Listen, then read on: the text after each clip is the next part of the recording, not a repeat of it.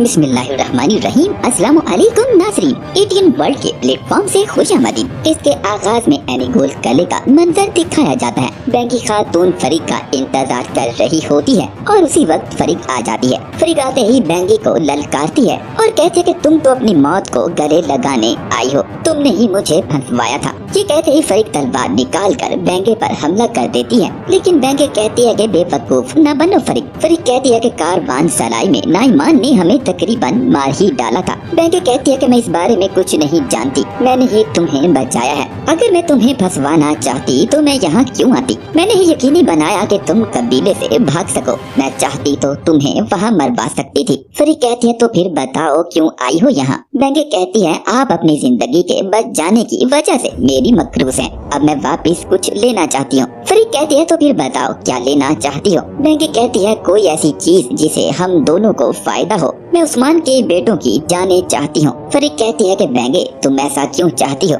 या तुम दोबारा मुझे जाल में घसीटोगी? बैंके जवाब देती है तुम्हें क्या लगता है मैंने अपनी बेटी को अख्तैमूर से शादी की इजाजत क्यों दी? अख्तैमूर को सरदार बनने के लिए बुरहान और अलाउद्दीन को मरने की जरूरत है, लेकिन अगर मैंने ऐसा किया तो आश्कार हो जाऊंगी। मगर तुम इसका इंतकाम लेने के लिए मेरा साथ दे सकती हो। फरीक कहती है मुझे उस्मान से इंतकाम तो लेना ही था, लेकिन इस मामले में तुम भी मेरी मदद को तैयार रहोगी बैंके? अब तो मेरी बात को गौर से सुनो। दूसरी तरफ उस्मान साहब इस्मेहान से ये कहते हैं कि हमेशा से ये तख्त का मसला रहा है। नाईमान की नजरें आपके बेटे अलाउद्दीन के तख्त पर रहेंगी। हम गज़वात से इस्लाम का परचम बुलंद कर रहे हैं और ये इससे बर्दाश्त नहीं हो रहा। अगर हम मुत्तहिद हो जाते हैं तो कुनिया और ये सरहदें इसका लुकमा बनेगी। इस्मेहान कहती हैं इस एतहाद को हमेशा नुकसान आपने ही पहुंचाया है। उस्मान साहब मैंने एतहाद भी कायम किया और फौज भी कायम कर रखी है।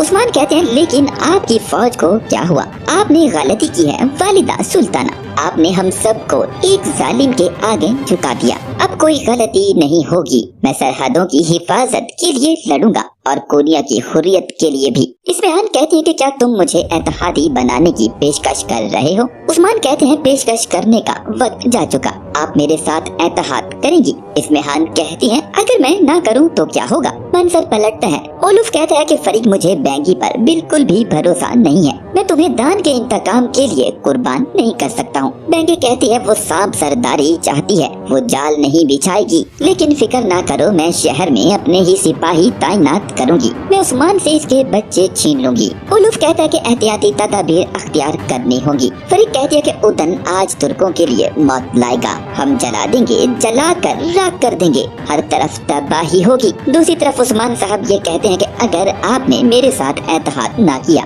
तो वो जला देंगे, सब कुछ तबाह कर देंगे। आपने उलूफ को ताकतवर बनाकर और अब नाईमान के साथ खड़े होकर बहुत बड़ी गलती की है। उस्मान कहते हैं शहनशाह इसकी तरफ फौज भेजेगा, वो इकट्ठे होकर पहले सरहदों पर हमला आवर होंगे। इसके बाद जब कुनिया को कहीं से मदद नहीं मिलेगी वो आपके बेटे अलाउद्दीन की तरफ बढ़ेंगे। इस्मेहान कहते हैं कि तुम्हें इतना यकीन कैसे है? उस्मान कहते हैं कि मेरी कोई बात अभी तक गलत साबित नहीं हुई और आपकी भी कोई बात कभी दुरुस्त साबित नहीं हुई। वालिदा सुल्ताना अगर मेरी बात दुरुस्त होती है तो। इस्मेहान कुछ सोचकर कहती हैं तुम चाहते क्या हो? उस्मान कहते हैं कि हम आना गोल हासिल करेंगे, हम नाईमान को ओलूफ की फौज तक पहुंचने से रोकेंगे, लेकिन जो चीज आपसे मैं चाहता हूँ नाईमान पर आप ये जाहिर करेंगे कि आप इसके साथ खड़ी हैं। अनागोल पर हमले के वक्त मैं चाहता हूँ आप अपनी फौज के हमरा मेरे साथ रहें। इस्मेहान कहते हैं कि तुम ये कह रहे हो कि ओलूफ हमारे लिए मुसीबत बनेगा, कुनिया खतरे में है ये कहते हो, सरहदी सरजमीनें भी,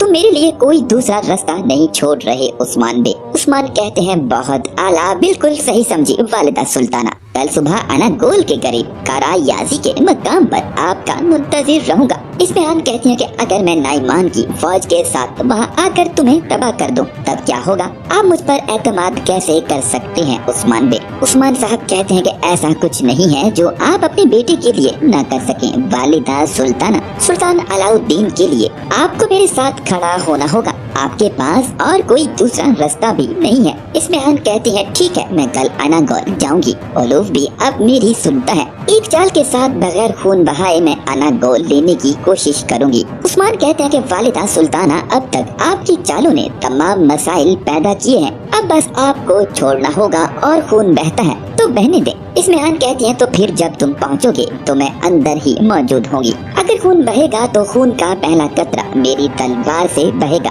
उस्मान कहते हैं कि सलामती हो वालिदा सुल्तान पर। दूसरी तरफ ओलूफ हमला करता है और सिपाहियों को कहता है कि किसी को जिंदा न छोड़ना। वो मासूम लोगों पर तीर बरसाते हैं और कत्लो गारत शुरू कर देते हैं। बाजार में हर तरफ अफरा तफरी मच जाती है। ओलूफ और इसके जंगजू निहत्थे लोगों पर ताबड़तोड़ हमले करते हैं और बेजा खून बहाने लगते हैं। न खवातीन और न बच्चे, किसी का भी लिहाज नहीं किया जाता। जो भी सामने आता है ओलूफ और इसके आदमी उसे काट डालते हैं। दूसरी तरफ यनी शहर में फरीक अपना हुलिया बदल कर दाखिल हो जाती है। सिपाही पूछता है कहाँ से आई हो? फरीक कहती है कि कारगन कबीले से आई हूँ, उकताम बे का सामान लाई हूँ। सिपाही अपने साथियों को कहता है कि इसकी तलाशी लो। फरीक कहती है कि बेंगे खातून हमारी मुंतजिर है। सिपाही कहता है कि ठीक है, आप अंदर जा सकती हैं। फरीक अपने सिपाहियों को लिबास तब्दील करके आम आदमी का लिबास पहना देती है और उन्हें कहती है कि आंखें खुली रखना, उस्मान बे के बेटे कहीं भी हो सकते हैं। फिर उसके सिपाही आसपास फैल जाते हैं। सब अपनी खुफिया तलवारें मंजरे आम पर ले आते हैं। दूसरी तरफ ओलूफ निहत्थे शहरियों को कत्ल कर रहा होता है। जो भी सामने आता है उसकी गर्दन तन से जुदा कर देता है। दूसरी तरफ कोनूर अपने साथियों के साथ जंगल में गुजर रहा होता है।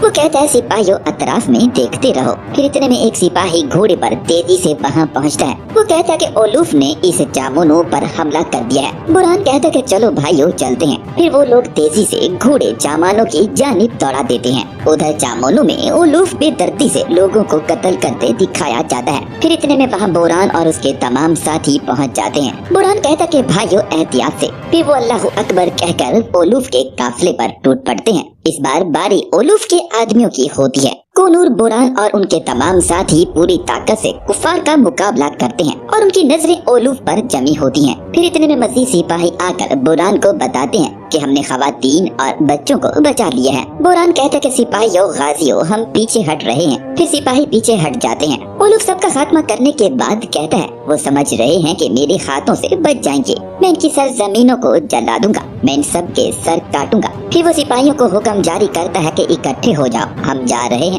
दूसरी तरफ उस्मान और उनके जंगजुओं को तेजी से घोड़ी दौड़ाते दिखाया जाता है। इसके बाद बाकी बच जाने वालों को बुरहान और कोनूर लेकर जा रहे होते हैं। कोनूर कहता है कि सिपाहियों होशियार रहना, एहतियाती तदाबीर अख्तियार कर लो। दूसरी तरफ यानी शहर में अपने मखसूस सिपाहियों के साथ फरीक आगे बढ़ते दिखाई जाती है। तलवारों को उन्होंने छुपा रखा होता है। इसके बाद फरीक अपने सिपाहियों को इशारे करती है और वो मखसूस मकामात की जानिब फैल जाते हैं। इसी दौरान वहाँ पर उस्मान साहब के दोनों शहजादे जा रहे होते हैं। फरीक की नजर इन पर पड़ जाती है। वो कहती है बदसूरत चूजे और उनके पीछे चल पड़ती है। इसके बाद फरीक जब उन दोनों लड़कों को पीछे से सामने करती है तो जानती है कि वो दोनों तो कुछ और लड़के हैं और फिर सामने से बाला खातून पहुँच जाती है। फरीक समझ जाती है मैं जाल में बुरी तरह से फंस चुकी हूँ। बाला कहती है कि कहाँ जा रही हो फरीक। इसके बाद बेंगे खातून भी सामने से आ जाती हैं। फरीक कहती है कि बेंगे मैं तुमसे हिसाब चुकता करूंगी। बेंगे कहती हैं खेल खत्म हुआ फरीक। बाला कहती है कि तुम अपने पाँव पर मौत की तरफ चल कर आई हो फरीक,